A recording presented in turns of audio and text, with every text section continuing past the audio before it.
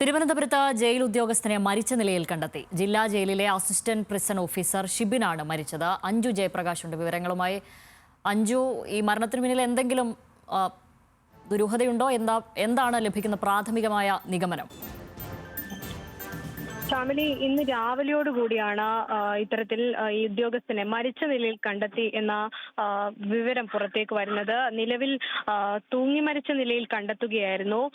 ഈ തിരുവനന്തപുരം ജില്ലാ ജയിലിലെ അസിസ്റ്റന്റ് പ്രിസൺ ഓഫീസറാണ് ഈ ഷിബിൻ രാവിലെ കുഞ്ഞുങ്ങളെയൊക്കെ സ്കൂളിലേക്ക് കൊണ്ടുവിട്ടതിന് ശേഷമാണ് ഇത്തരത്തിൽ വീട്ടുകാർ നോക്കുമ്പോൾ മരിച്ച നിലയിൽ കണ്ടെത്തുന്നത്. നിലവിൽ കുടുംബ പ്രശ്നങ്ങളൊന്നും ഇല്ല എന്നാണ് ഈ കൂടെ ഉള്ള ആളുകളോടും ഒപ്പം തന്നെ പോലീസുകാരിൽ നിന്നൊക്കെ വിവരങ്ങൾ ലഭിക്കുന്നത്. പക്ഷേ ജോലി സമ്മർദ്ദം എന്നൊരു കാര്യം ഈ വിഷയവുമായി ബന്ധപ്പെട്ട് ഉയർന്നു കേൾക്കുന്നുണ്ട്.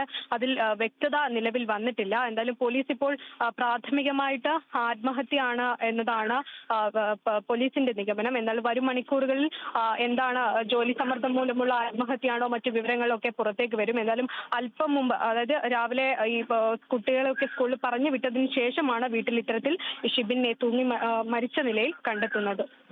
ശരി, അഞ്ജു ജയപ്രകാശ് വിവരങ്ങൾ നൽകി.